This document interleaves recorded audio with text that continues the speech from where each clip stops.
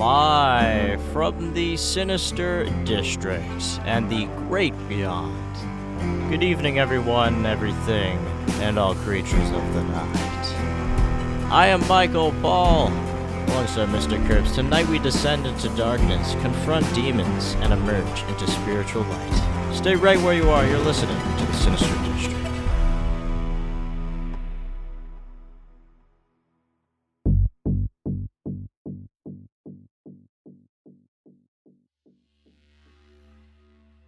Well, hello, ladies and gentlemen.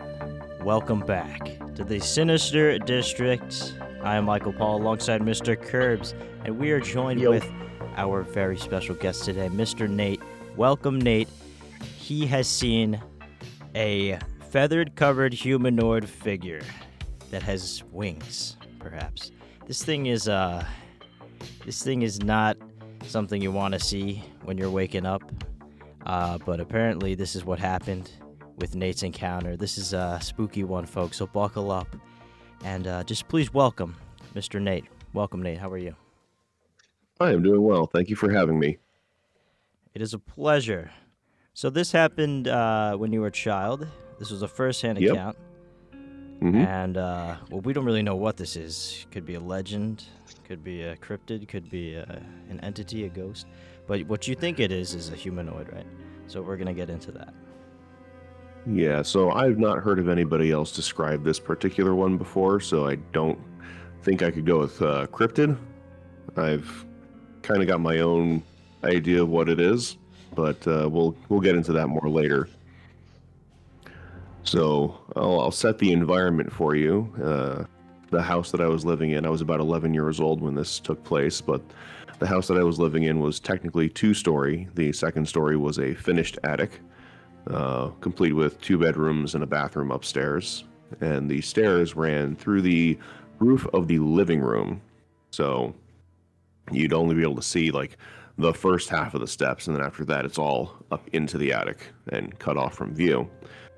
It's a slightly important detail because if you stood at the bottom of the stairs and looked straight up, on the right-hand wall there was like a small lamp/sconce that came out of the wall, and that was the only source of illumination in that stairwell. If you get to the top of the stairs, immediately at the top is the bathroom. To the left would have been my room that I shared with my younger brother, and to the right would be my sister's room. So, to roll all that forward, I remember waking up sometime in the middle of the night. My youngest brother was still asleep. I do remember that very distinctly.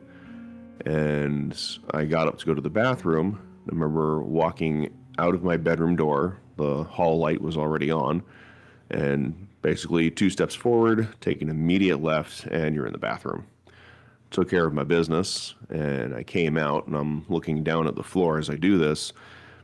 And as I stepped out of the door, I felt the sense of being watched, like something was looking at me, and that was instantaneously followed up by this impending sense of dread and doom. So my gaze started bringing it up from the floor, and I'm starting to look down the stairwell, and that's when I saw this thing standing down there, and I stared at it for what felt like an eternity, but it was probably closer to 3 to maybe 10 seconds overall. As I stared at it, I began realizing that this thing is tall enough that I couldn't actually see the head or the left side of its shoulder because the shadows being cast by the light coming down from that lamp and then hitting the upper wall of the stairwell just cuts right across the top half of the chest shoulder area going down to the left. So I couldn't see the face, and I couldn't see any eyes, but I knew it was looking directly at me because it was facing towards me. The entire body, and I do mean the entire body, every square inch of it was covered in these black raven-like feathers.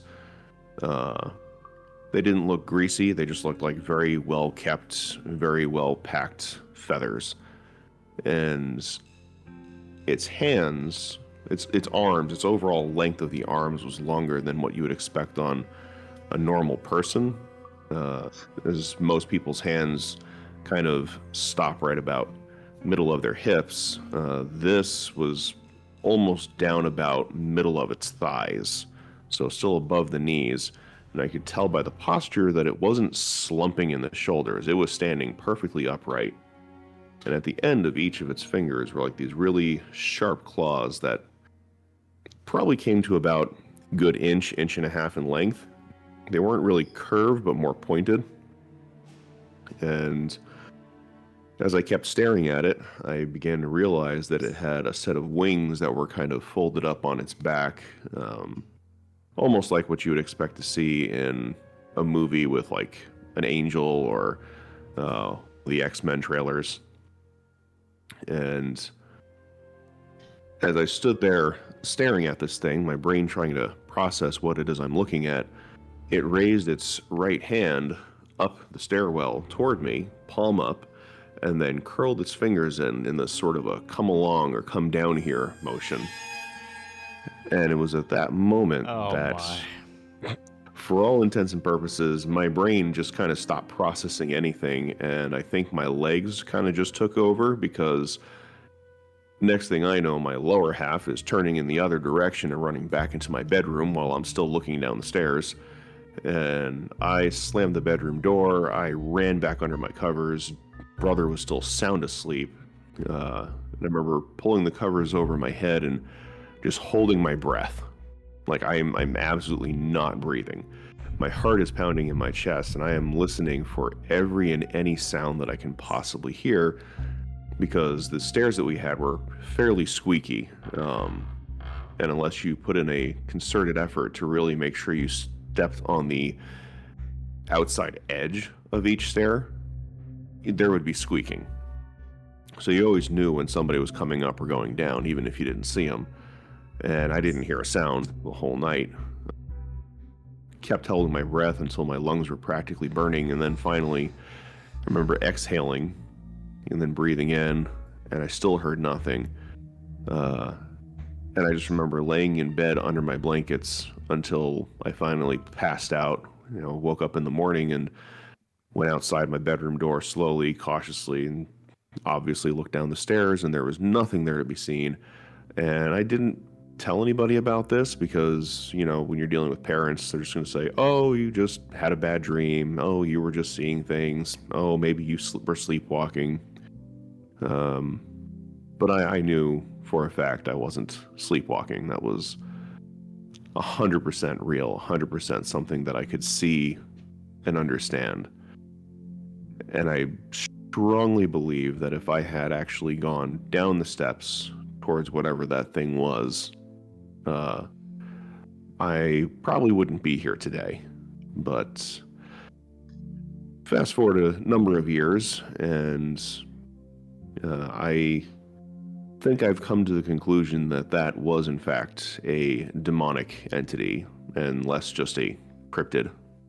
Oh my. Did it have like red eyes? No, that was one aspect I couldn't see. The shadow just kind of cut Right. across its upper torso, so there was no way to really see. Like, you could see the right pectoral region and some of the left pectoral region, but the shadow really fell down at an angle almost completely across that top right shoulder down to about the left elbow. Oh my. So was it like you said it had like feathers and stuff, and it was like but did it look like it was like some kind of bird, or was it like just more like almost like a human looking thing but with feathers? It was more of a human looking thing with feathers. I'd have to say, based on the height of the ceiling from that house, we're probably looking at close to 10 foot tall. I'd say based on, there's a lot of feathers, so it's kind of hard to say exactly muscle structure, but I'd say probably fairly well built looking, if you could get under the feathers. Mm-hmm. Now, was it like too dark to see what color it was? The feathers were black, like the light coming down from that one lamp, 60-watt light bulb in that hallway. It was enough to illuminate well enough to see what it was, the parts that it did illuminate, and those were all just black feathers. What about like the lower half, like legs and like feet? Did it look like human, or did it have like claws coming out of it or anything like that? It looked human. It was standing Human. close enough to the bottom stair that I couldn't actually see like toes, All right. but I could definitely tell that it terminated in a kind of human ankle. And it had wings, Yep, like bird-looking wings, or like yep, bird-looking wings. interesting. And that's Now, why he thinks it's a humanoid, because it's the human shape, yeah, but the non-human traits, which makes it yeah, fit that something category. that sort of reminds me of, and I'm sure if you've like I don't know, like told anyone else's story, you might have heard this, but that does sound like similar in like description to like the Mothman. But do you think would be like anything like similar to that, or no? Because that's known for having like Michael asked, glowing red eyes. Like it's known for having those big red eyes. So. Yeah, that's one of the like I'm a huge fan of the Mothman stories. Hmm. That's one thing that it doesn't seem to have in common because everyone's description of Mothman was like basically no neck, kind of a shortish, squat head on Hmm. shoulders, with large red glowing eyes, Yeah. and no account of feathers. So that Yeah. it's one of the reasons why I said I've never heard of anybody actually describe this sort of thing before. I do enjoy other podcasts that talk about the strange, dark, and mysterious, and various types of cryptids. And so far, I've heard some pretty wild ones, but nothing that even comes close to this description. Hmm. That You, is pretty horrifying. so what was your age? Did I get it when this I was occurred? I was 11 years old. 11. Hmm. Do you think maybe it had something to do with the shadows of the lighting? You know, I would really like to say it was, but I don't think I really can. And the reason I say that is because of an encounter I had with something that was more of a dog-like creature several months later. Oh. Well, how I'm just like, how do you think it could have gotten into your house? Like just on your stairwell like that. I am a Christian. I do believe in the supernatural. I do believe in Hmm. spiritual beings. So for such a creature slash being to phase through a solid object would be trivial, to say the least. To phase in and out of this plane of existence would be trivial. So for it to just materialize in that room without creating a disturbance or leaving behind an impression or any sign of entry really wouldn't be that much of a big deal for it. Do you think there was like a reason why it was there? Like why you specifically? Like if you do think it's like a demon or like a demonic presence, do you think there was like a reason for it, or Looking back on it, I'd say yes. Again, it ties very strongly into the later stories in my life, Mhm. as far as where I ended up in the life path that I have chosen, or maybe it chose me. I'm not sure, but my parents, as I grew up, were professing Christians, and I think that it partly had something to do with that. I think there was probably I want to say maybe a demonic pushback in the way they were trying to raise their children and the things they were trying to teach us. Um, I ended up in my later teen years rejecting almost everything to do with Christianity. Kind of had a real falling out moment, I guess you'd say, with my parents and with God, and ended up going down a really, really dark road. And a lot of that was precursored by other demonic encounters of different but similar natures. Several months after that particular stairwell, and I don't know if you want to go into other encounters in the same interview. That's up to you. Oh, we can, because they might correlate. You never know. True. But several months later, there was a tree in our backyard that me and some of the neighborhood kids would climb up. It had a reasonably stout set of branches on it that went and hung over my neighbor's yard. And what we would do is we'd climb out to the end of this branch and we'd drop off and grab onto the branch, and the branch would have just enough sag and swing in it that we would drop down to the neighbor's yard without getting hurt, and then run back over into my yard, climb up, and do it again. And I remember one day, I don't remember the exact reason why, but none of the other kids in the neighborhood came over, and I was bored, so I just decided to go do this by myself. And I was probably into round 2 or 3 of dropping from this tree when, as I was falling, I heard this sound that sounded like just thumping, like a sound of something galloping or running full force. And I heard this wet breathing and huffing sound. And when you're falling from a tree and trying to grab onto a branch, you are looking down at the branch that you're going to fall from, that you're going to try to grab onto. And then as you obviously start falling, you look and focus on that branch and grab it. So I'm looking up at where my hands are when I start hearing this, and then I start to look down and kind of forward in front of me, and I saw this thing that looked like a cross between a pit bull and a bulldog. Like the face was like a bulldog, but the body was almost like a pit bull. And I could see through it. Like I could see clearly through this thing, whatever it was. But I could see almost like this. I guess the best way to describe it would be a dark outline that glowed. And its eyes were blazing red. And there was definitely a sign of drool coming from its mouth, and it was just bearing right at me, jumped off the ground and came right towards me. And I remember I just kept, I'm hanging from a branch trying to figure out what it is I'm looking at. And this all happens in the span of like maybe 2-3 seconds. And it jumps up off the ground, coming right at me. I remember its face being like literally in contact with my face. Not that I could feel the creature itself, but I felt this rush of wind go by my head. And, I'm still like 11. Maybe I just turned 12 at this point. Brain freaks out, let go of the branch, fall to the ground, get the wind knocked out of me. That was the first time I ever had the wind knocked out of me, so my concern was more about not being able to breathe than it was the weird creature that just tried to assault me. And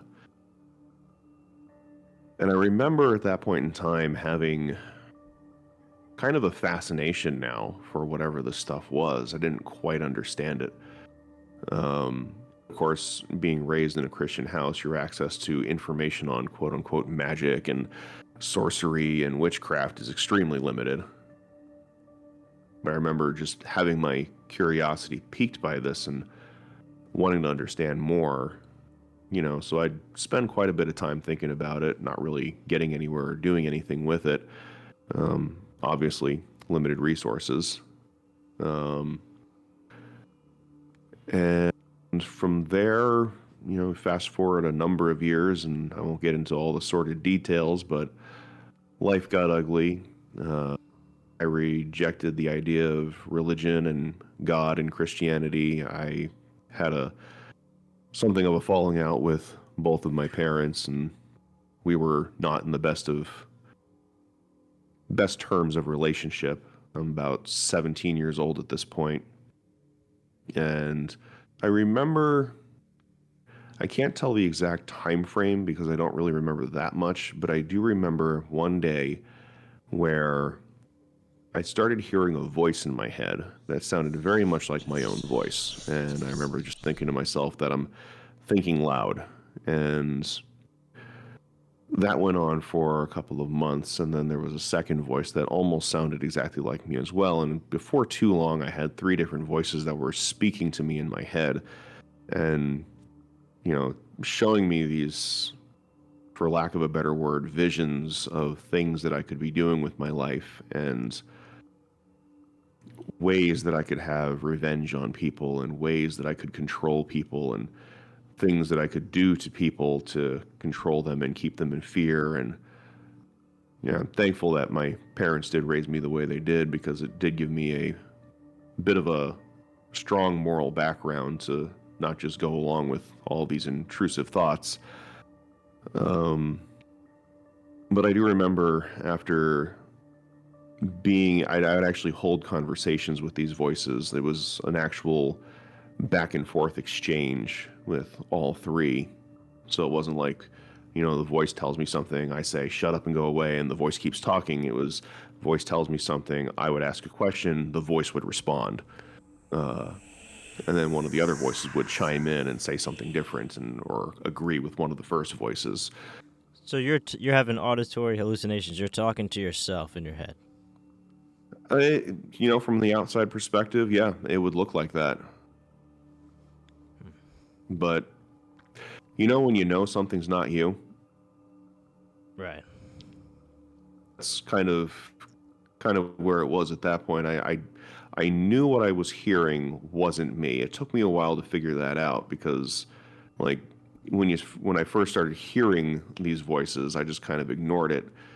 It wasn't until, one day after several months, I actually started responding. Like, I remember saying something to him, and it responded to the question. Oh, what did it say? I remember asking, "Who are you?" And it said, "We're your friends." Oh. Oh. Well, that's the fact that it said "we're your friends." We're. Yes. Not I, but we're your friends. We're. Oh my. So that's, rather than have the good sense to go tell an adult and be like, "Hey, I think I might have problems," I continued to entertain these voices, and eventually they had, because I wasn't willing to go down these intrusive thoughts, we'll call them, the pathway of these intrusive thoughts, and engage in the violence that they were constantly encouraging me to do. I'd say probably in the last 2-3 months that these voices were with me, they began to just encourage me to commit suicide. Really did a number on my self-image, my self-value, my self-worth. Really had me believing that there was no reason for living, and they had me convinced to the point where I was actively looking for a reason to live, for a reason to go on, and I could not find anything. Because I didn't actually want to commit suicide. It was just their persistence was so intense that I didn't feel like there was another choice. How often were these voices? Were they like every day, or? It was nearly every day. Oh wow. It was, if I was awake, it was nearly every day, and the entire time I was awake. Was it telling you to hurt others or just yourself? Oh, it was telling me to hurt others. That's how it started out. And again, like I said, my parents did a good job raising me, at least, so I didn't hurt others, thank God. But after close to a year of them trying to encourage that sort of behavior and that sort of mindset, and me not being willing to give in, that's when they switched tactics to hurt yourself. And you think this was like a demonic presence? I'm fully convinced of it. How did they stop? So that all came to the head in April of 2009. I had actually come to the conclusion that there was no other recourse. There was nothing else that I could do as far as getting the voices to be quiet or even finding a reason to live. So I had come up with a plan. I lived in the state of Maine at the time, and it was spring, and spring is colder in Maine than it is in wintertime, ironically. It was about a 13-foot deep pond down at the end of the dirt road we lived on. And I decided I was going to go get the sledgehammer out of the shed after everyone went to sleep, go break open the ice, throw myself in, and be done with it. So I was 7 o'clock or so, 7 o'clock or so in the evening, and I was sitting down watching TV at the time. I don't even know if it's still around anymore, but at the time there was a satellite broadcast system called Sky Angel. You know, obviously Christian home, parents would only get the Christian stuff in. So I was sitting down watching that, and there was an event called Acquire the Fire. Ironically, the abbreviation for that is ATF. And I remember sitting there watching a concert for a Christian artist that I used to listen to a long time ago. And I don't remember anything she sang. I don't remember any of the performance. I just remember sitting there waiting for everyone else to fall asleep and just having absolutely no peace. And, you know, when most people talk about getting peace and quiet, they're just talking about an environment or an atmosphere. In my case, when I say I had no peace, I mean, like, I could not put together two coherent thoughts for more than 2 to 3 seconds. And my brain just felt like there was a constant static and noise in the background, just screaming over everything else. Like, it was loud enough that I couldn't even hear the other 3 voices that had been telling me to kill myself. So I'm sitting there in front of this TV, waiting for everyone else to go to bed. I'd say it's probably about 7, 8 o'clock now at this point. And I remember the speaker for the event, his name was Ron Luce. He's up there on the podium talking, and I don't remember pretty much anything that he said through the entire thing until he made one statement. And he said, "Have you given your whole heart to God?" And I remember, those are the only words I remember. But I remember at that moment, my hands and my feet just kind of went cold, and I became aware that there was somebody in the room with me, and they were standing right behind me, and they were huge. And I had this sense of fear, but not in the sense of like, oh my gosh, I'm going to die, but fear as in this being is powerful and I'm helpless. And for just a split moment, I remember feeling something on top of my head, and the next thing I knew, I was actually floating outside of my body. The story gets kind of trippy from here. But I was floating outside of my body, like I actually saw my body sitting in the chair that I was watching the TV in. And you've heard people say that they've seen their life flash before their eyes. And in my case, I literally watched my life play out in front of me like a film at high speed. And it was just a showreel of everything I had ever done. Everything I had ever done to try to get control over my life, every time I lost control over my life, the different choices that I made, where they led me, how they got me to where I am.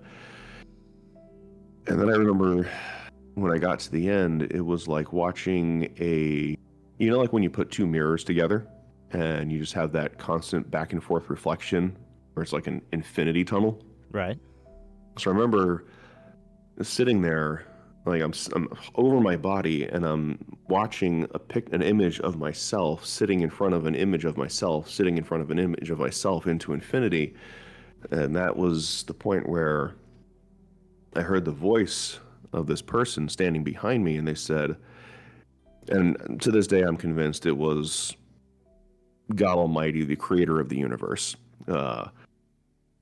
He said to me, he started off with, "If you choose to walk away from me tonight, you will take your life and you will be in hell."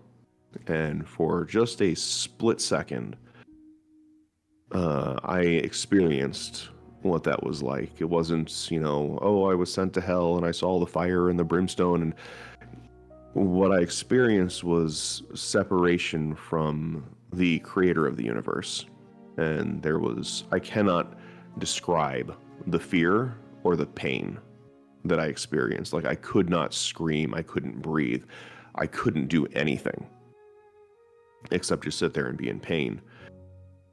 And that was just like literally for the length of time it takes to snap a finger.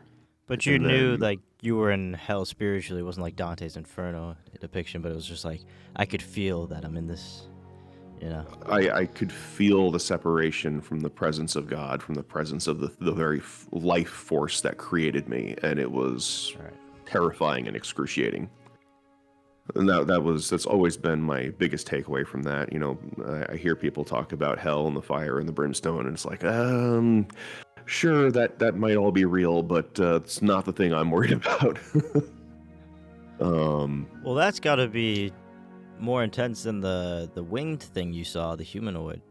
If you're saying that is, you felt like hell. Way more intense, and it gets even crazier from there. Because immediately after that, you know, he said, I hear this voice say to me again, if you choose me tonight, I will give you everything that you have been looking for. Peace, hope, love, acceptance, joy. And again, just for like the length of time it takes you to snap your finger, I got to experience all of that. I'm still alive today, so I think I made the right choice. And I remember, like, I'm a little weird in this respect, because I remember at that point figuring, like, you know, maybe my parents weren't the best of Christians, maybe they didn't model things correctly, but whoever this God is who just snapped me out of my own body and put me back in and showed me heaven and showed me hell, and maybe he's actually got my best interest at heart, maybe he actually wants something, and maybe I need to make things right with him at the very least. And I remember running up into the bathroom and getting into the shower. I don't know why the shower, but that's where I went.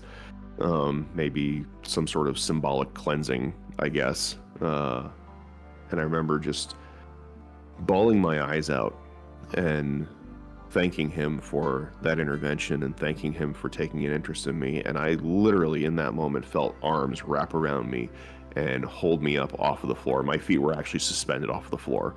That's my first and only anti-gravity situation. Oh wow, I've had a similar case actually once.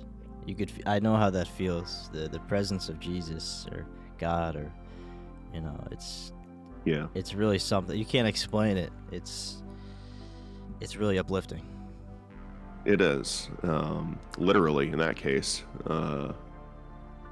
But from there, there was a number of others. It was almost as if the demonic activity increased after that event.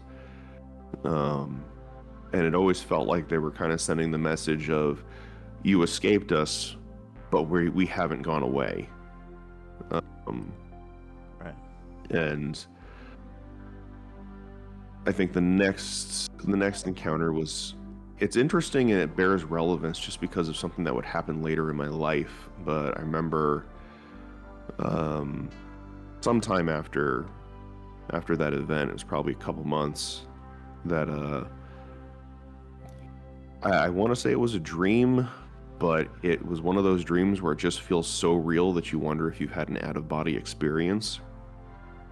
And in this dream, I remember fighting against these 3 demonic entities, and I recognized all 3 of their voices. And I remember just being absolutely intimidated in this dream until, again, the presence of Jesus shows up and he says, "Don't worry, I have your back."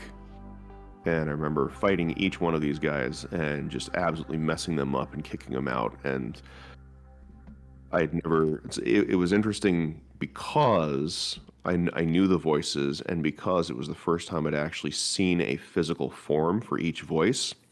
These were the voices from your head. These demonic figures that you saw. Yes. Oh wow. Yes, they were. Do you think it correlates to the feathered humanoid thing you saw, or the other dog thing? I think they were probably connected, but they weren't the same. Like same beings, same demonic entities in the same realm, but not necessarily the same exact ID. Right.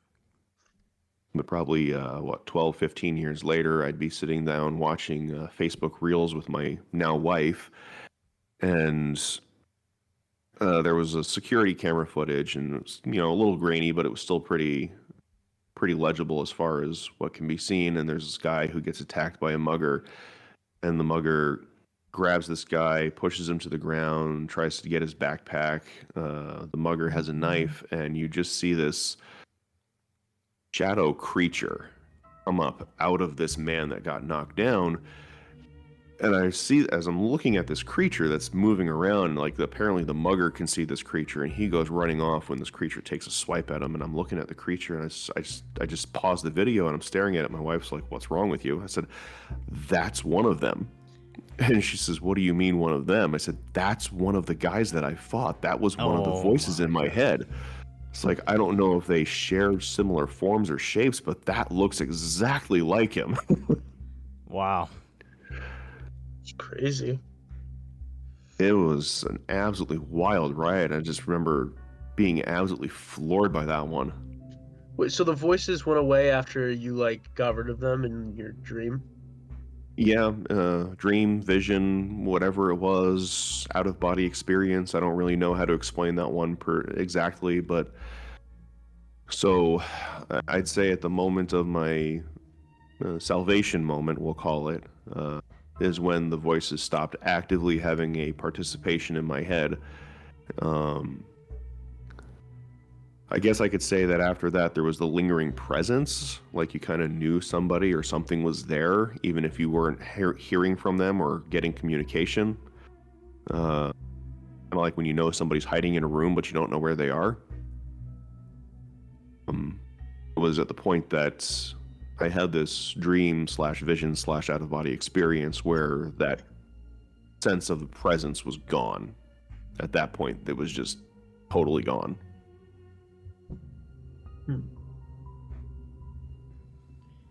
Wow. So I think you had a spiritual awakening or something.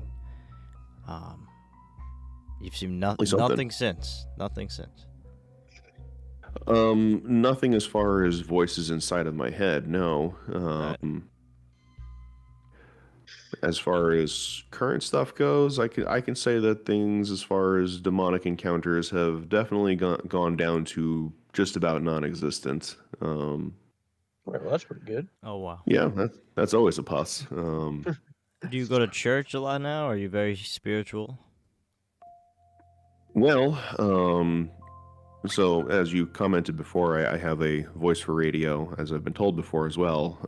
At one point, God did tell me to start a podcast, and I started one, ran that for about 2-ish years before he said it was done. But yes, I'm active in a church. I ran a biblical teaching podcast for about 2 years. One of my favorite pastimes is to study the scriptures, break them down, and present it in a way that's teachable and understandable by anybody, so that it's something that you can actually apply to your life, and it's not just this mystical script that you can't understand and is inscrutable. Oh, I love that. Very nice. Because I really that's probably the most exciting thing for me, and then right after that, it's DIY projects. Do you don't do this podcast anymore, right? I don't. Would you like to Every share once in...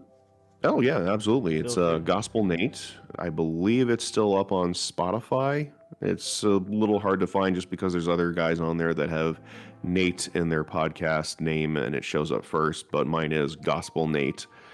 All right, The tagline is "Good News Coming." There you go. We'll link it in the description. Go check it out. That is beautiful. We will check that out. But wow, your story, it's very positive. You went from a dark place and you totally turned your life around. I hope you're proud of yourself, because that isn't easy.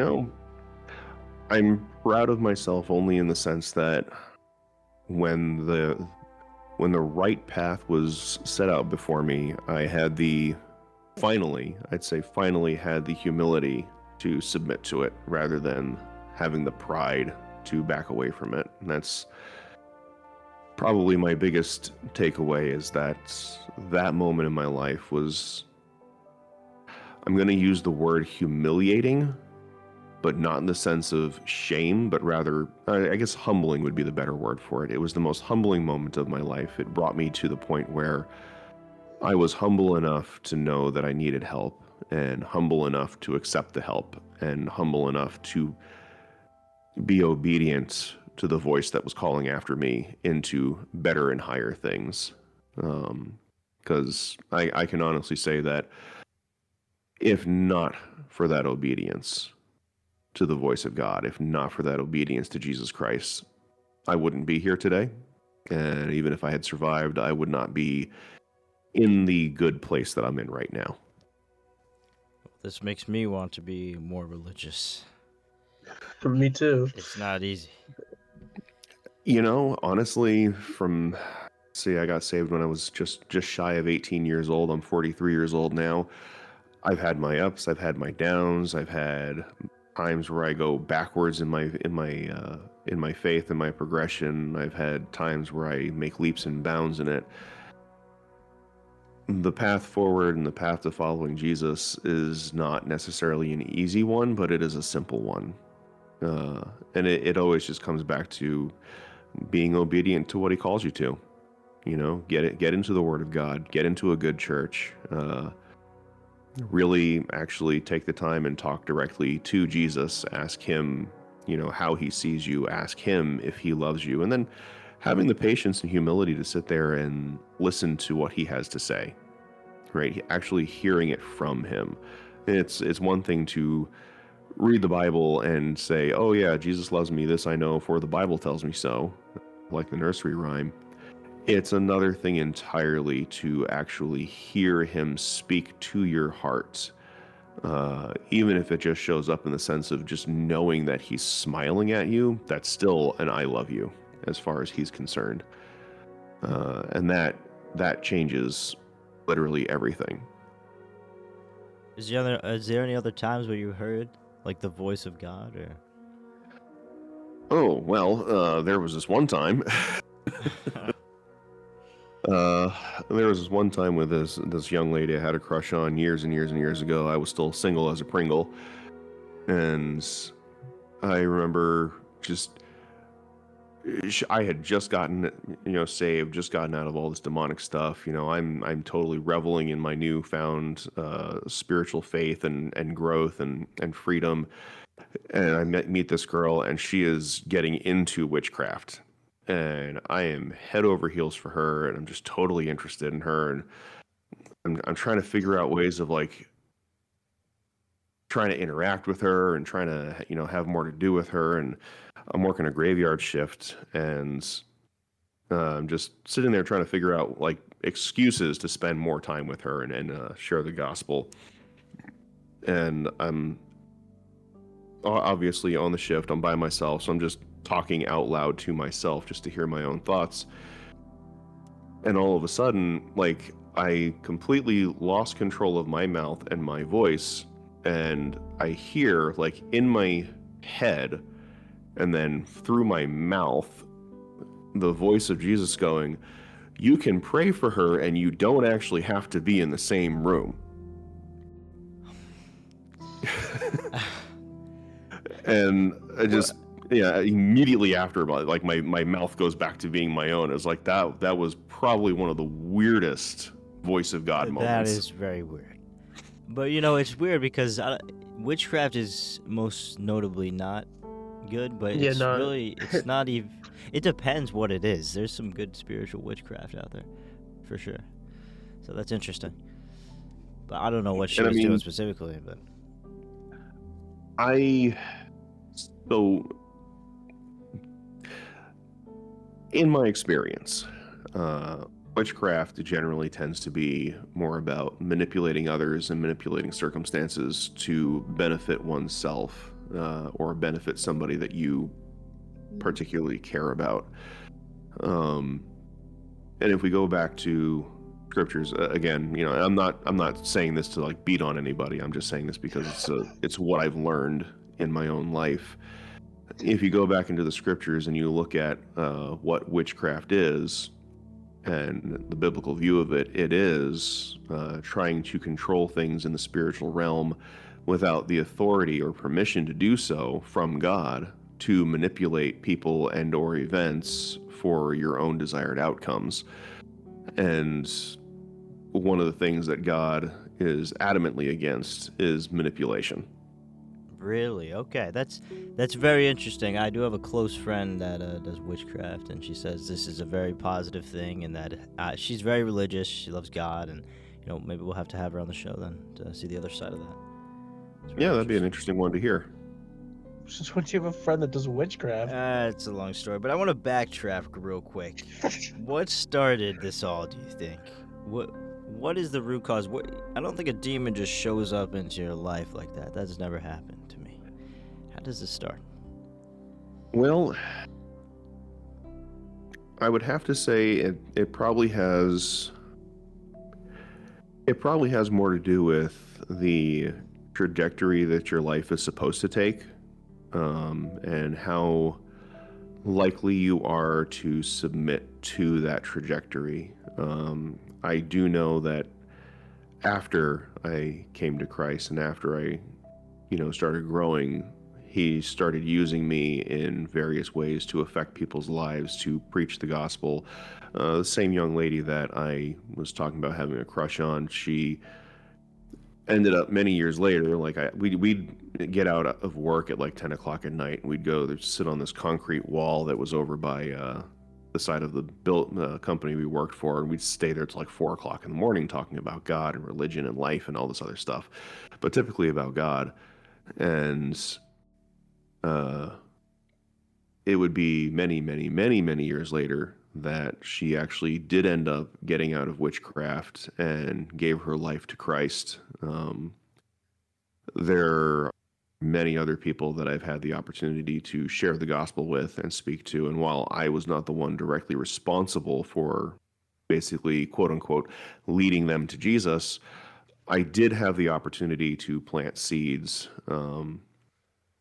And one thing I have noticed about myself is that, we'll call it a hedge of protection. I have something of a hedge of protection to be able to speak to people who are not Christians and have no interest in Christianity, and be fairly blunt in the way that I go about it, and they don't get offended. Because they can see, and again, I think it's the spiritual hedge of protection, where they're able to see through the veil and see into what it is that I'm trying to say, irregardless of how I say it. And they see it and understand it as being something that is good, something that is helpful, even if they don't necessarily agree with it. And that has resulted in planting seeds in people that years later would actually culminate in them changing the course of their life. And many of them would actually get saved. So I'm not an evangelist by any means, but I am a teacher. I do teach very well. I do have the ability to plant seeds into people's lives. And if you're of the enemy, if you are of Satan, if you are demonic, if you want people away from God, you want people distracted from God, and you recognize that there is somebody who is potentially willing to submit themselves to the calling of God, then it is in your best interest to keep them distracted, and if that doesn't work, to get them to kill themselves. Planting the seed in other people, it's a beautiful thing, and yeah, I really appreciate your religious ideologies and thoughts. And what would you consider yourself, Christian? Or yeah, I consider myself a Bible-based Christian. We'll go with that one. You could use non-denominational, but that I guess would apply as well. And my goal is really just to study the Bible and make sure people know the truth in the gospel, so they can't be deceived either by the enemy or by other people in churches or religious organizations that would try to deceive them, because there's nothing worse than being deceived by something bad that's masquerading as being something good. Right. Okay, I would consider myself Christian as well. What about you, Curbs? I consider myself Christian. I'm not like super devout or anything. Okay, I don't go to like church or anything, but so I believe in Jesus and I believe in like God. we're all gonna fight against these things together. Um, Hey, it's all by submission to Jesus Christ and his finished work on the cross. it's crazy to Amen. think because we only have life on this earth so little. So if there really is an afterlife, there's so much time within it. So if we commit to that, that could be one of the most important things that we choose. Yeah, absolutely. Well, I don't know what else to say. Do you have any thoughts on these encounters, Curbs? No, I think everything was said.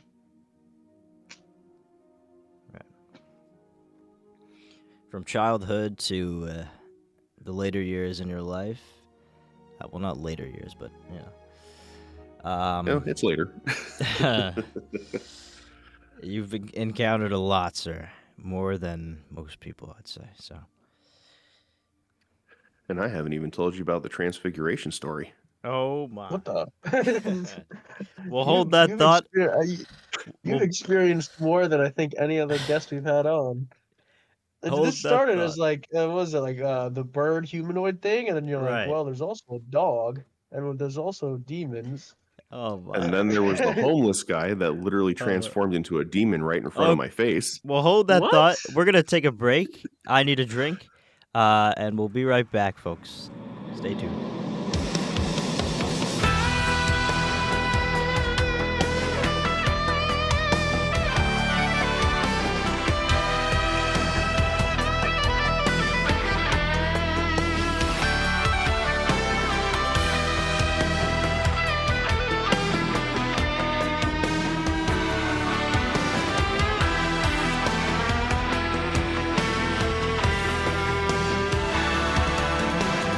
If you'd like to talk to Michael Paul or Mr. Curbs, shoot an email to thesinisterdistrict@gmail.com.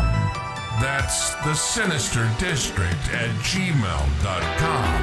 You can also join the Sinister District Discord server in the description. This is the Sinister District.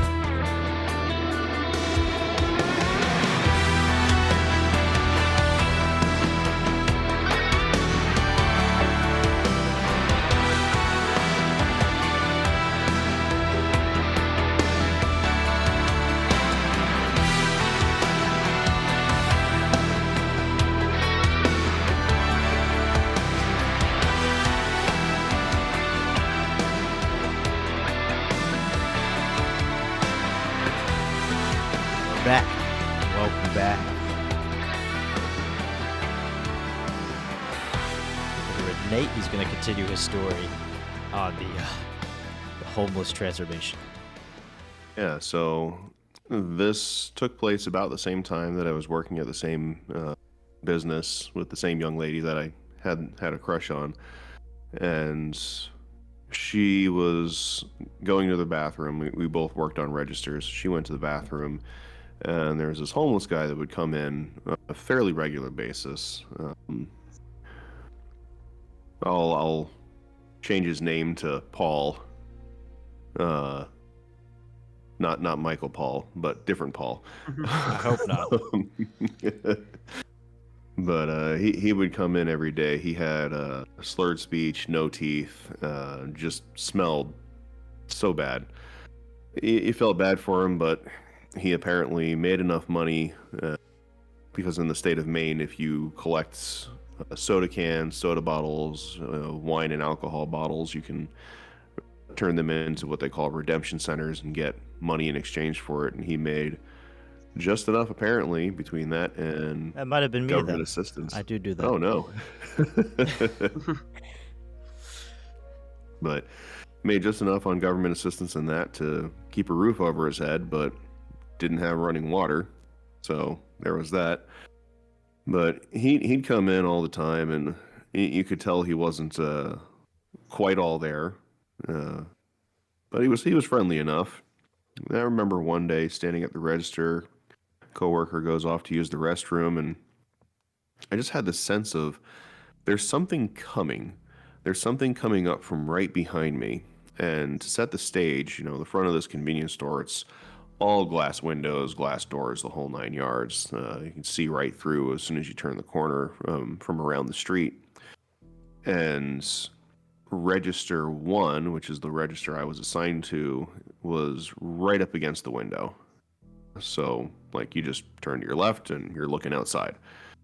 And my friend was at register 2. That was the next one over. And then there was register 3, which almost nobody ever used for some reason. And then you could get out onto the sales floor from there. And I get the sense that there's just something coming. It's ominous. It's big. It's for whatever reason, it's just uncomfortable. And I start smelling something. It just smells really bad, like rotten decay. And it's worth noting that the doors to the store were closed. It wasn't just sitting open or propped in, letting in fresh air or bad air, depending on your frame of reference.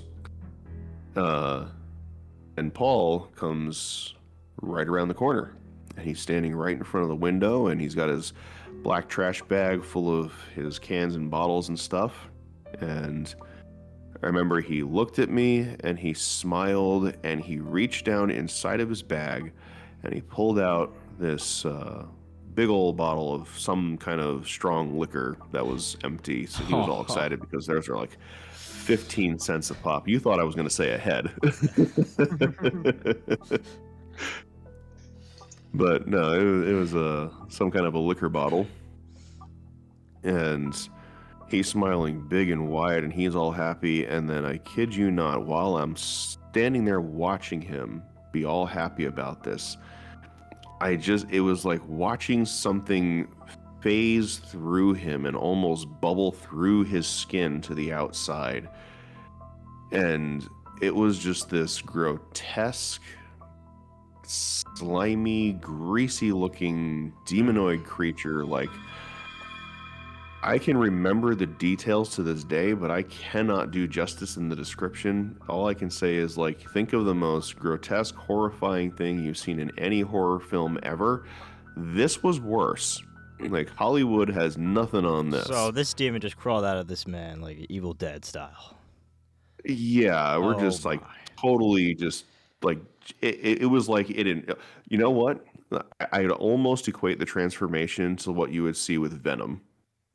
Mm.